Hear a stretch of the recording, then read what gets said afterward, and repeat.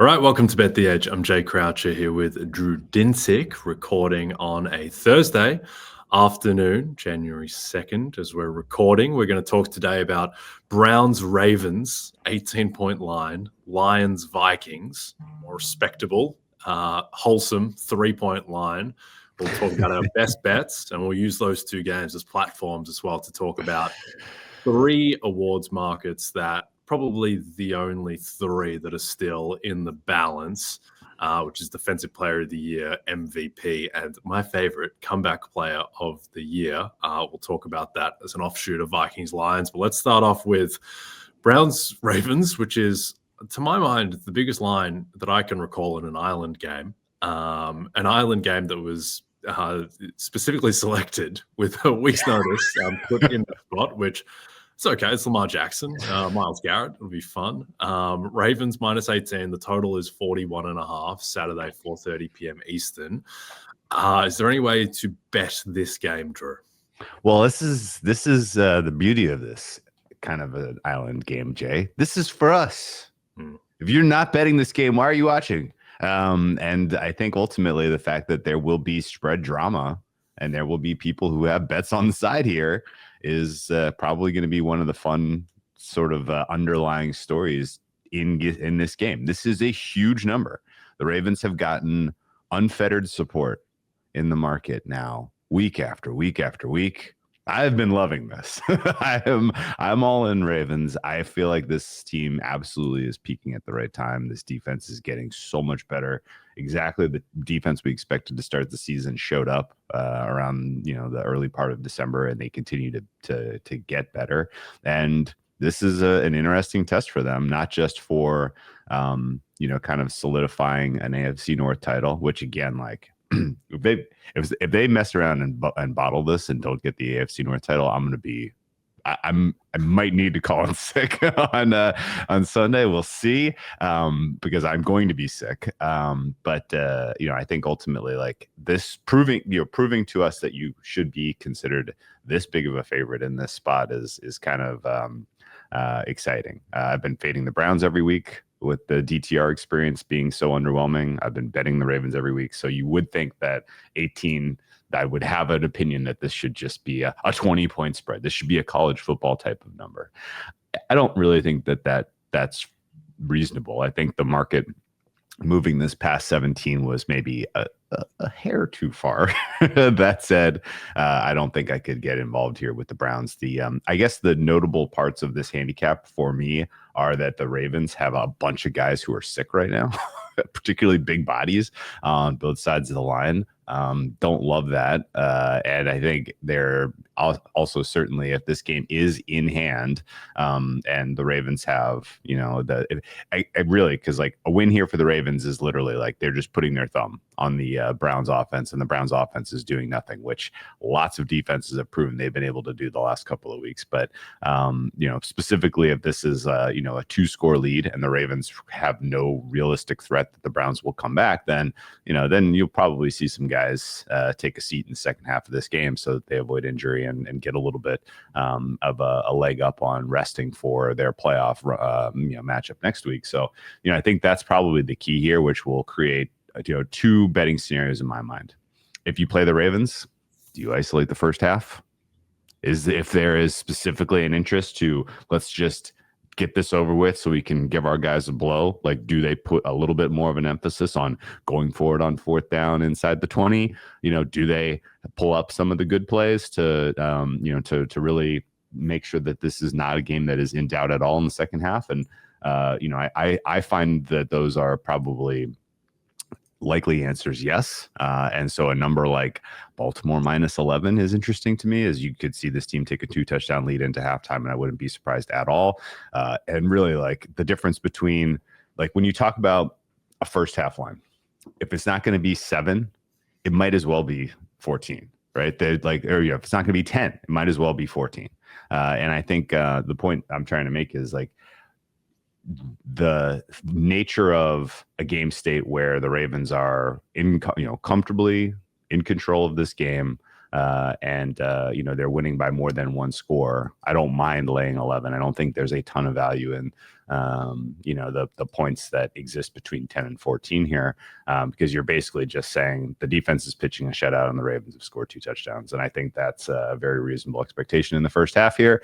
And then at that point, if you want to pull the trigger on like a second half under, that's not crazy. There could be a pretty significant tack into running the ball in the second half and shortening the game. And I think in general, the no confidence vote I have right now in the Browns offense, and then the fact that the Browns are trying to hold on to an elite draft position here, are kind of factors to be considered as well. So it's a weird handicap considering the state of this game, but and if you play the side, best of luck laying this points with the Ravens team. You're going to have an entertaining experience, I think, seeing this down to the wire. It's going to come down to the backups in the fourth quarter, scoring some points. And if they have some short fields, if the Browns are really kind of treating this game like a preseason game, then you might just get there. Yeah, DTR, the ultimate tank weapon. I think that if they'd stuck with Jameis, they probably beat the Bengals, and maybe the Dolphins game unfolds a little bit differently. But yeah, there just seems to be no prayer whatsoever. Jameis looks like he'll be inactive for this one, and it's going to be. I didn't realize Bailey Zappi was on the Browns, but he is. And it's going to be him or DTR as the quarterback. Not sure it really matters that much. If you're on the Browns, you probably just want the variance of Bailey Zappi, because I think DTR is just about the most known commodity in the league now in terms of not often seen backup quarterbacks. I think we've seen enough of DTR to know what he is. I think one of the more compelling aspects of the Saturday slate certainly is the Defensive Player of the Year race, which may well be decided this weekend. Patrick Surtain was crushed in the market in the space of a couple of hours the other day. He went from plus 110 to minus 250. He's settled now into his minus 210 at MGM, kind of floating that minus 200 to minus 230 range market wide. TJ Watt, favorite for what has felt like months. He is out to plus 175. Myles Garrett, 18 to 1. Kirby Joseph, 18 to 1. I would be stunned if anyone else wins this award. I think there'll be some random first place votes for people like Trey Hendrickson and Zach Bourne, but I don't think those guys realistically can win the award. I think it'll be one of the top 4 and very likely one of the top 2 in Surtain or Watt. So what do you think TJ Watt needs to do on Saturday night, if anything, to kind of retake this award? And do you think there's any chance that Myles Garrett can still win? I think I'll be quick with the second one. Myles Garrett right now is serving as the perfect foil for TJ Watt, because statistically you hold those two side by side and it's very clear that the singular performances from Garrett this year have vastly outperformed what Watt has done, which means if you're going to vote Watt, you're doing it as more of a proxy congratulating the Steelers for getting to the playoffs while the Browns are going to be picking at the top of the draft. And I think that's not really the spirit of this award. There are plenty of kind of teams and units that were middling that Aaron Donald's Rams kind of come to mind, where it was like, well, Aaron Donald's the best player. Like, this is no doubt. Well, their defense was 12th. Okay. And I think that's sort of the case for Garrett. And more than anything else, like the fact that you can't in good conscience say that TJ Watt has been the best and the most disruptive player of any defensive lineman is a problem for his Defensive Player of the Year candidacy. Like we've been talking about 4 weeks now. He's not even the best defensive player on his own team. He's not the best pass rusher rushing right now, maybe because of the injuries he's dealing with. So, I think Garrett is kind of the ideal foil to just basically take Watt's case and make it very, very weak. And that is what I think has opened the door for the Surtain backers, the Kirby Joseph backers, anyone who wants to kind of think outside of the box now, you have the latitude to do it, because the presumptive favorite here is not performing well. He's not closing strong. This team is limping to the finish line, and his, the numbers themselves do not suggest that he is the most, important or impressive defensive player of 2024 by margin. I think Garrett, I don't know if he realistically could win. I think ultimately there will be enough second place Surtain votes combined with enough people who just say Surtain won that it probably will be him. And I agree with the market pushing this out into favorite, this healthy of a favorite status for Mr. Surtain. But I do think that there is still latitude for Watt to come back. He is in a standalone primetime game. He's going up against a Bengals team that doesn't have a very real chance of getting into the playoffs. It's an extremely narrow path for them. They need a lot of things to break their direction. Now, granted, I think it could still happen, but they need Dolphins to lose and the Broncos to lose. And what the combined money line parlay there is something like 8-1. So it's a little bit of a stretch that would happen, but I would say that the injury report for the Bengals looks spooky. The likelihood that you're going to see a full strength offense out there, considering what number of guys that they are dealing with injuries right now, notably Chase Brown, I think is somewhat problematic against the Steelers defense that is still very, very dangerous particularly in the front seven outside of Watt. So what does Watt need to do to win this? Probably 3 sacks. I think he at least needs to be sniffing the sack title if he is going to be the award winner of the Defensive Player of the Year. I don't know if that's possible, though. And I don't know that this is a goodish matchup for that. Orlando Brown has been hurting. The offensive, Joe Burrow is a little bit of a sack merchant. And so I think ultimately this could be a chance for him to do it. But I don't think 1 sack does it. I think a sack and a forced fumble, maybe 2 sacks and a forced fumble, possibly 3 sacks. And I think now you're talking like, okay, he's done enough counting wise and in a big enough moment to kind of reclaim the favorite status. But that's asking a lot. Yeah, I think there has been the notion that TJ Watt is the kind of default winner in what is a pretty uninspiring field. But I've thought that has flipped to Surtain as the default winner because in a way he has the cleanest case. He kind of reminds me, I think it's a little Marcus Smartish where there's no great big man or edge rusher candidate. And yeah, it doesn't typically go to a cornerback or a guard, but in the absence of the traditional position of the winner throwing up a strong candidate, well, here's the guy who is the best guy on the best defense. Or at least with Surtain, he is the best guy on the best pass defense in football by EPA per play, and the number 2 defense overall, basically neck and neck with Minnesota for number 1. So I think that Surtain, he's the cleanest case in a way because he doesn't really have any flaws in his case. He's having a historic season in terms of fewest yards allowed for guys who played as many snaps as him. In the biggest game of the season for him against the Bengals, he was awesome. Individually, he was like a 9.5 out of 10. He locked up Jamar Chase. He played 77% of 77 of the snaps that Chase played, Surtain was on him, and Surtain gave up 3 for 27 and had a huge forced fumble on T. Higgins. Now, they didn't win the game, so he didn't get that kind of crowning moments, but I do think he did enough to push himself into favoritism. The issue is that, because he's a shutdown cornerback who rarely gets thrown at, and it's not a super loud case, that the award still, I think, is it's in Watt's hands in the sense that if Watt wrecks the game on Saturday night, then he'll probably just win the award. But the odds are that he will not wreck the game because, I think he needs to have not an outlier performance, but I think he needs to have certainly an above his median type of performance where I think that, if he has a key sack in the fourth quarter in a win, or if he has 2 sacks and is in Burrow's face all day and it's just it's a TJ Watt game, I think he'll win. But short of that, Watt has the team is odds on to finish the season on a 4-game losing streak, getting lit up every game. So they blow the division and end up 10-7 and a 6 seed. It's just not, and his stats have never been overwhelming. He leads the league in forced fumbles.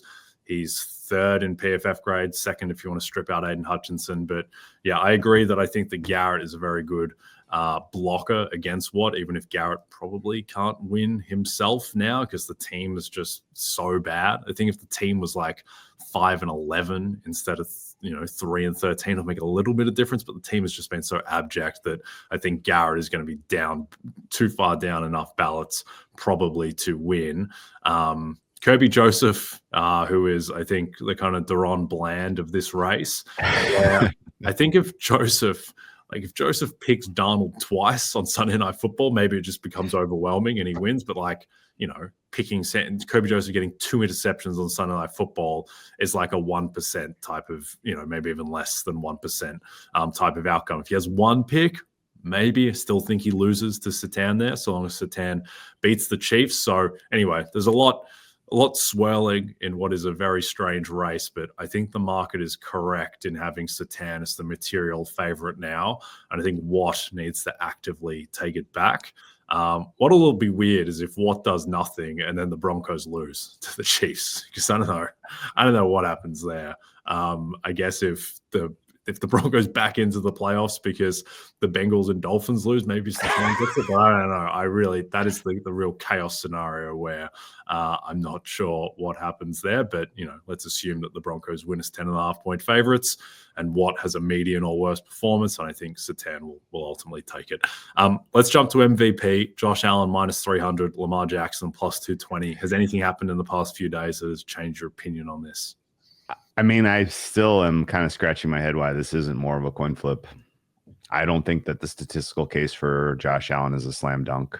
And I haven't heard anyone really make the case out loud or read anyone who is really kind of who is delivering this, right? Like who is the voice in the room that is really kind of making the case why Josh Allen should be such an overwhelming favorite in this market. And I think for those reasons, this is going to be a little bit of a split vote.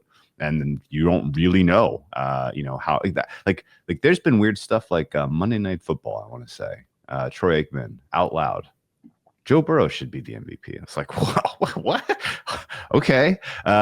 Like if people who are this connected to the sport of football are saying and thinking these things, then how in the world could Allen be -300, right? Like there will be, I think there will be a healthy amount of support for enough people at the top of this list that it's going to come down to the second and third place votes, and whether you're putting Allen ahead of Lamar on a ballot where Joe Burrow is first, maybe then you're getting enough kind of down ballot support to push him slightly ahead. But I think that there are a lot of people who I recognize that this is a pretty singularly outstanding season from Lamar Jackson that needs to be recognized, even if it's his third MVP. And I think there will be probably 15 to 20 first place votes for Lamar here. And Josh Allen is going to need to be number 2 on every one of those ballots to win this, I think. So, I'm still in the mindset that this should be closer to 50-50. I think Lamar Jackson with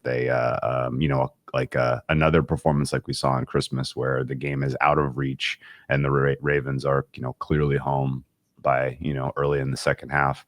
I think that helps him again. And, if he throws a pick in this game now, and he doesn't have 4 picks anymore, it's 5. Or if he throws 2 picks and he's tied with, Josh for 6 picks, then now my thinking changes a bit. But if he basically just has a clean day and this is a comfortable win for the Ravens, like the market is telling us it will be, then I'm not sure why that doesn't help his candidacy.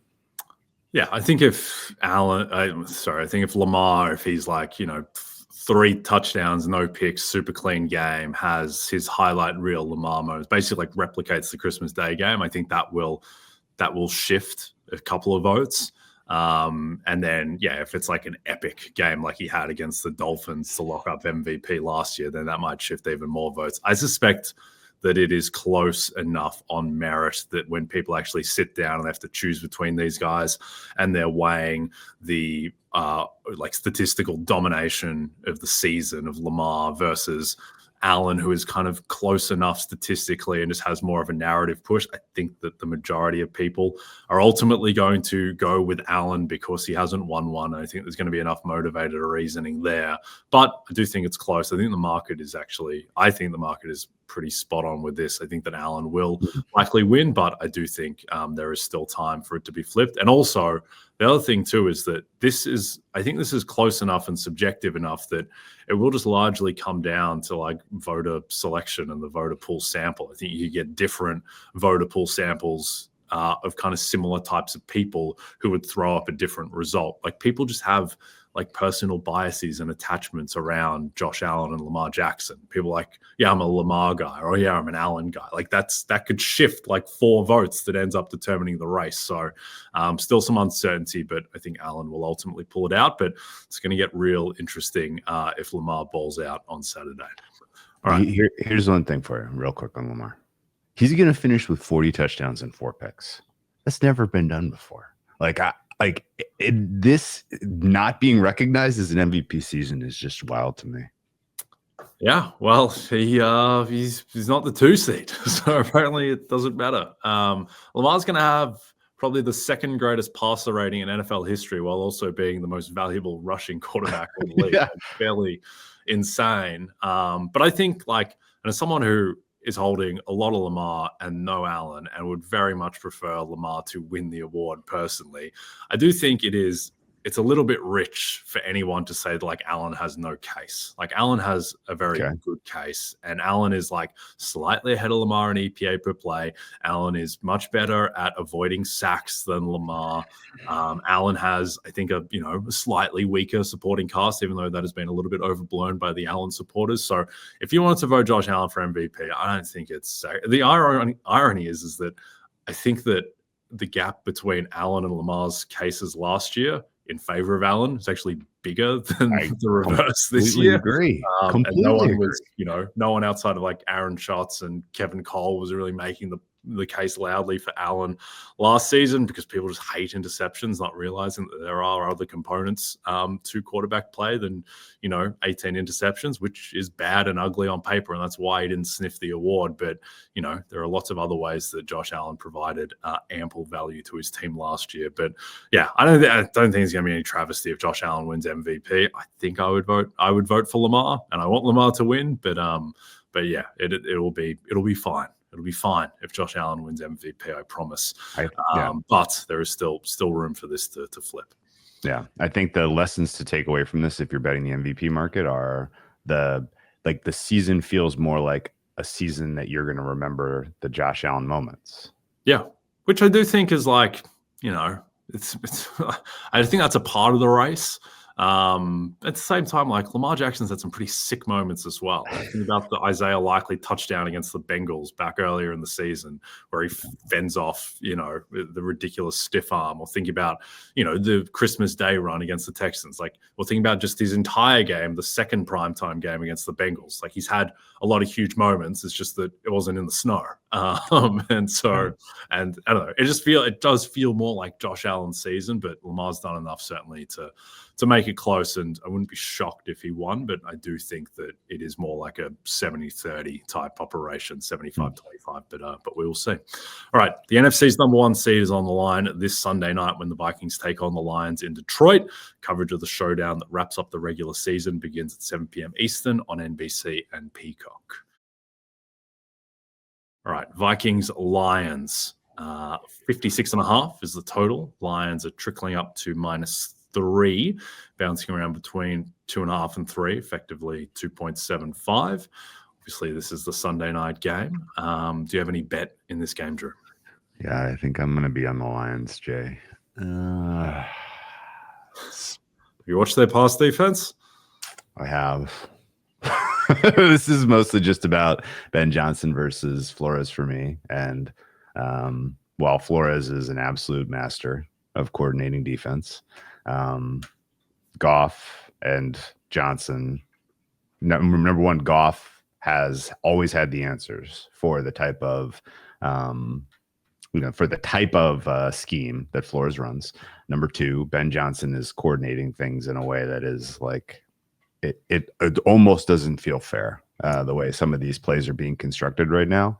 And I think the Lions are pretty clearly in the mode where they know we need to score 40 points in every game, because they're well aware of the limitations of their defense currently.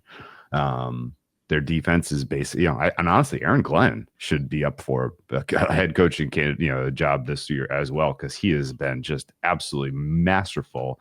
The adjustments he made, and Kirby Joseph sitting on those routes in particular from Purdy on Monday Night Football, where it's just like, oh yeah, he knew what Shanahan was going to call him when he was going to call it, and he had his guy in the right position to make those takeaways. And if the Lions come up with a couple takeaways here, which I think is reasonable, and they continue to get the better of a blitz heavy type of defense, then this to me is going to be a tough one for the Vikings to squeak out. The Vikings had everything go their way early in that game against the Lions when it was in Minnesota. Beautiful scripted portion of the offense, nice comfortable lead. Couldn't hang on to it. And the end of that game got weird. The Vikings got extremely lucky to have a lead at the end, and then similarly couldn't hang on to it. And I think ultimately there are some talent deficiencies in the secondary for the Vikings here that are going to be the biggest problem. And then Sam Darnold in general, like, I don't know why I can't quite get to the Vikings being some sort of standalone contender in the NFC the way other people are right now, the way they're being priced in the market. And I'm going to be on against Vikings Island if they're the 1 seed and the market is like, yep, they have a 25% chance to win the NFC or the Super Bowl now, right? Like no, I'm struggling to give Sam Darnold that type of credit in a playoff environment. And this feels like a playoff type of game, obviously, with the implications. It's very tough for me not to see the Lions finding a way to have the ball late and get the score that they need to put this thing to bed. And it's going to take 40 points, but if you're telling me that I need 40 points out of this Lions team, the way they're playing right now, at home against a Vikings D that they have solved, then I'll go to war with that. But part of my thinking here also is that watching this market all week, trending towards 2.5, I think I'm going to get a 2.5. And at that point, I think it's fire away Lions. Yeah, I think the most interesting thing in this game is just how bad is the Lions' pass defense, which has been, ravaged in recent weeks, and whether they've just lost so many people that it just becomes untenable against an elite offense. Because as bad as Purdy's picks were on Monday night, like the Niners threw for like 400 yards on 75% completion. Like they just completely lit up the Detroit pass defense, and maybe there was some foot off the gas element because it wasn't a meaningful game for the Lions. But there is a chance that that unit is just untenable and will get exposed the way that. Like Josh Allen scored 48 points on this defense, and it felt like he didn't really even have to do that much. So that would be the concern. But I suspect that they will probably be opportunistic enough to create a turnover. Darnold, who has been amazing this year, and we'll talk about him for comeback player of the year in a second, but he's been phenomenal, but he still does have these moments of madness where the Darnoldness does surface a little bit, and he's gotten good at keeping that demon chained inside of him. But there have been some shaky games. Like he was horrific against the Jags. I thought he was really bad against the Colts as well in prime time.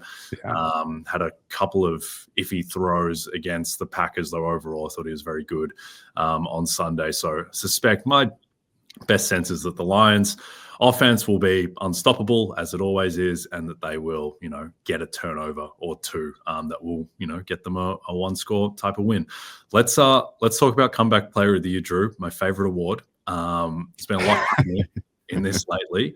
On Tuesday, the Associated Press, who oversees all these awards, they confirmed to our friend Nick Costas that Sam Darnold is eligible for comeback player of the year, that votes for Darnold will count.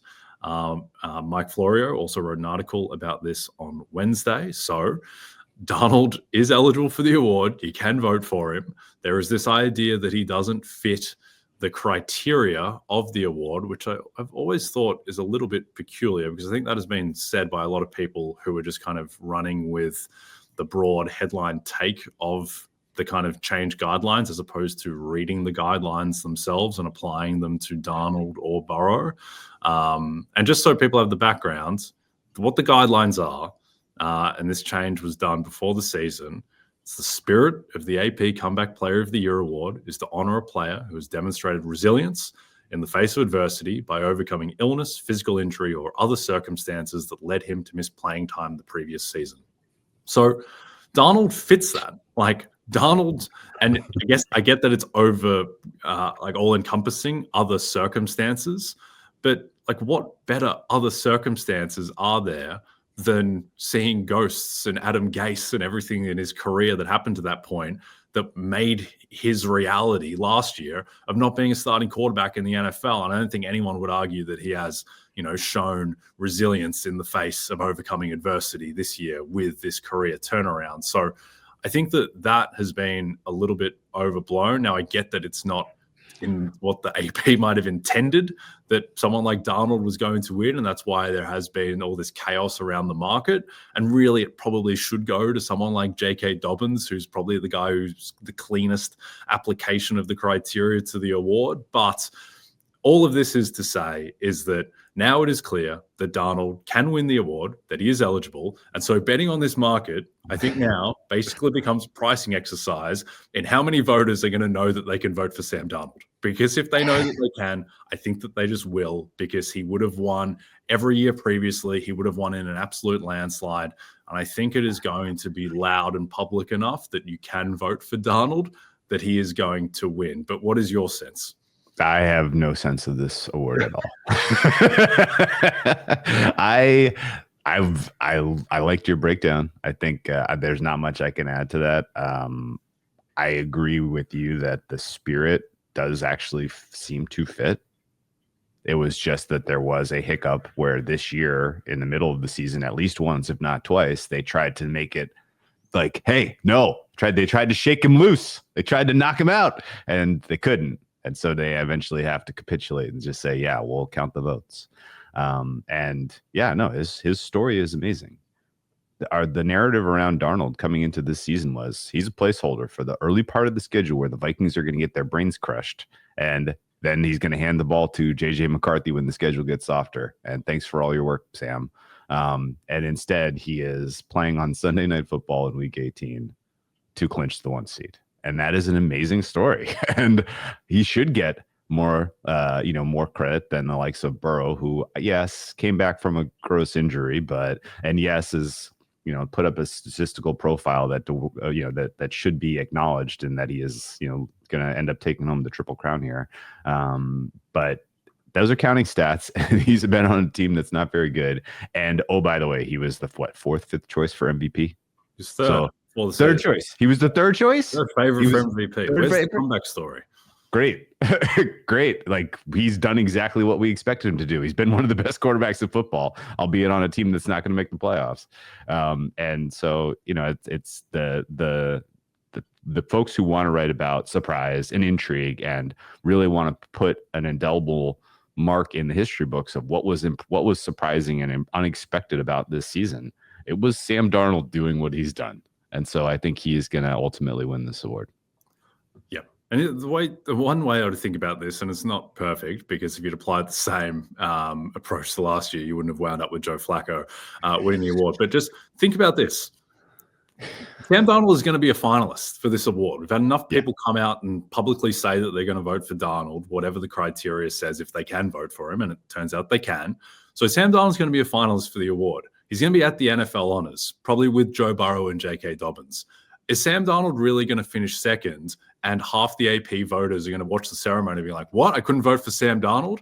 It's like, I just think that people are going to, one, he's just like, if you ask a random NFL fan who's the comeback player of the year, the vast majority of them will say Sam Darnold. Like, he has the best comeback story. He is the story of the season. And I think that when people are filling out their ballots, which, by the way, are now 5 people long, so you kind of have to think about it to just get 5 names on the list, I think that most voters, like, if you were a voter, how would you go about it in terms of the Darnold question? Would you just be like, oh, I kind of vaguely have this sense that I can't vote for him? Or would you actually ask and just find out if you can vote for him? I feel like everyone would ask, and they're going to find out that they can vote for him.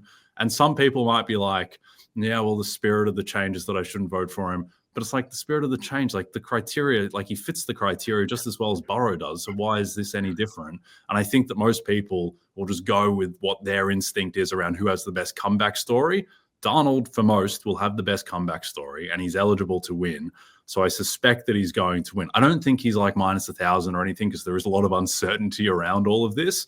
But I do think you add it all up, and my subjective take would be that he is the most likely player to win.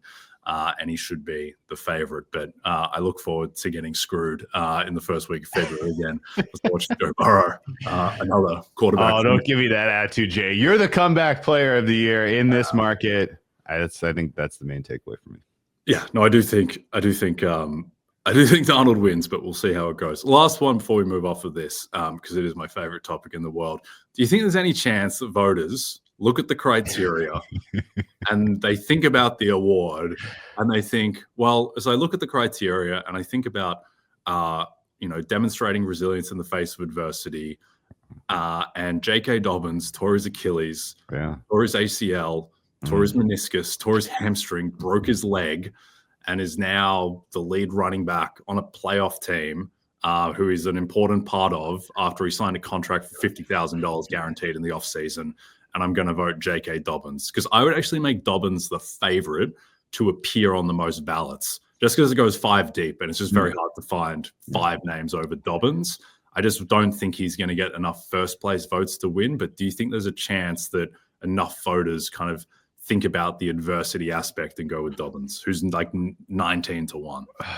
If he was a more present part of the end of the season, absolutely yes. And again, like he's going to go down as sort of the Peter King Memorial player for this market, right? Like I kind of assume Nick Gates. He's exactly like what wealthy was it? Wealthy man's Nick Gates. Nick Gates was up against Geno Smith, right?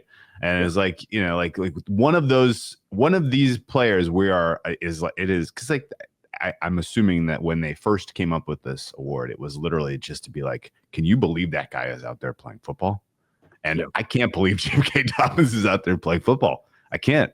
I couldn't believe DeMar Hamlin was last year. I couldn't believe Nick Gates was. I couldn't believe Alex Smith was. Like that is sort of I think what was ultimately at the spirit or at the nucleus of this. And some years, because there was no real good story to tell, it is kind of morphed more towards the NBA's most improved player type of synthesis of how you come up with your candidates.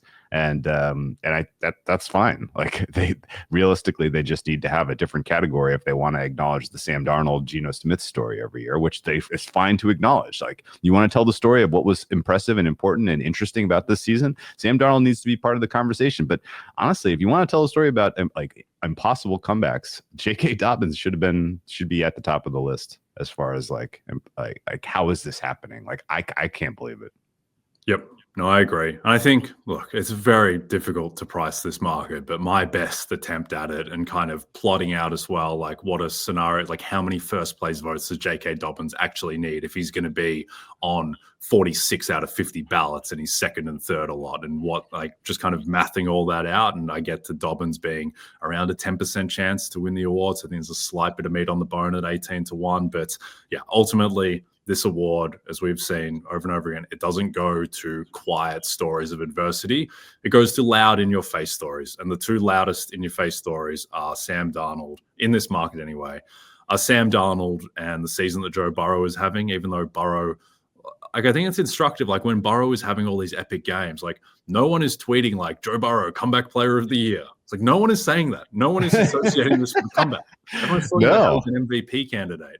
Whereas Sam Darnold is a much bigger comeback story. J.K. Dobbins is a comeback story. And I think that the idea, people's assumption that voters just uniformly are going to be like, well, he was technically injured, Burrow, and he's had a better season on paper than Darnold, so I'm going to vote for him. Like, no, Darnold has a much better comeback story. I don't think some people see this Burrow season as a comeback because they think the wrist injury was very serious and they weren't expecting this. But I think the majority of people, they don't view this as like a great comeback year for Burrow. To me, it's like Matthew Stafford last year, where Stafford played, 9-10 games the year before, got to a, fringe MVP ballot type of level.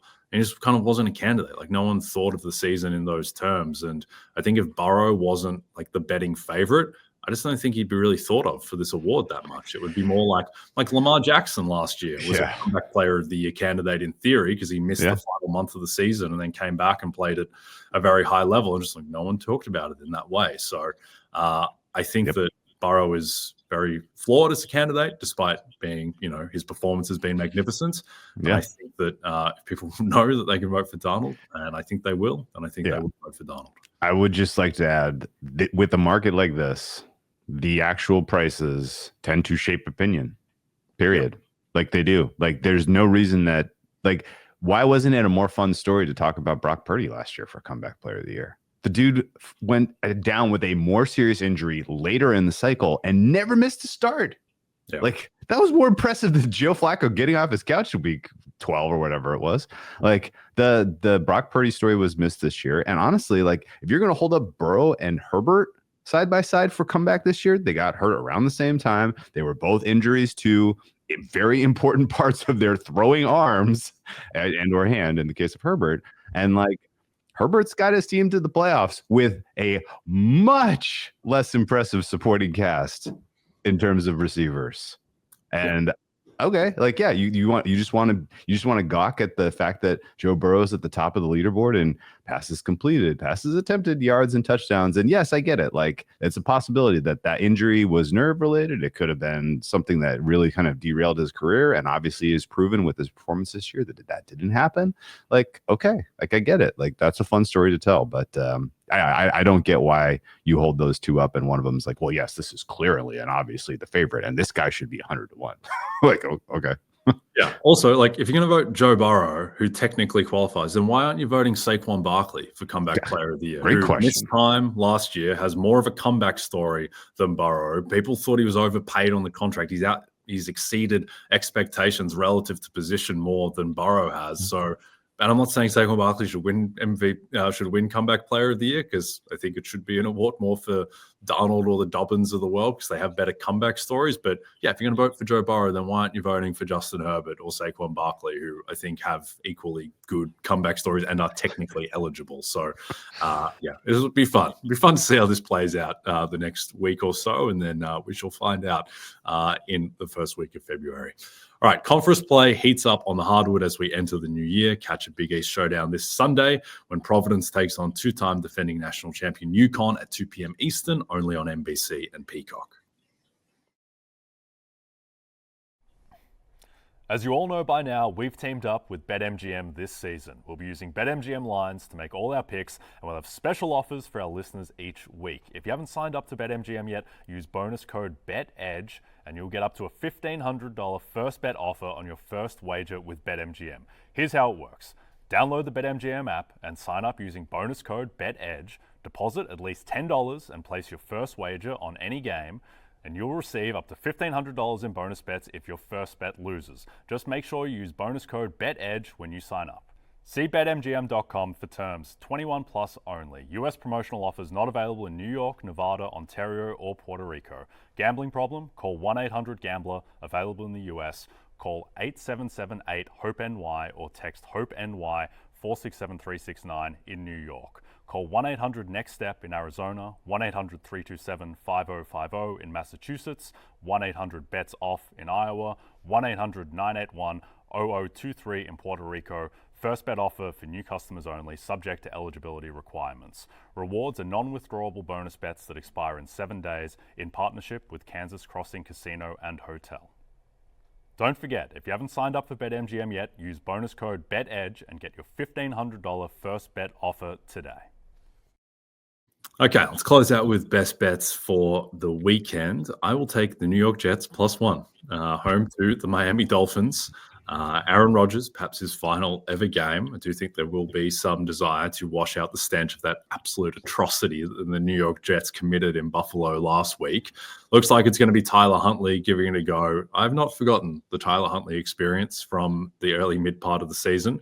It's not like he was amazing against Cleveland either.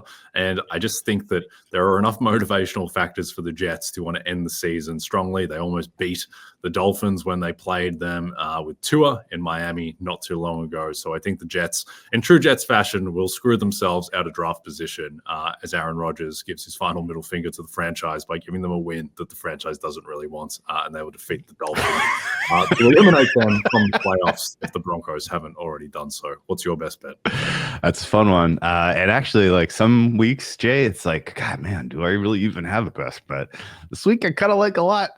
That's the scary thing in week 18, as there is so much unsettled stuff here. But I'm going to key on the Houston Texans, Jay.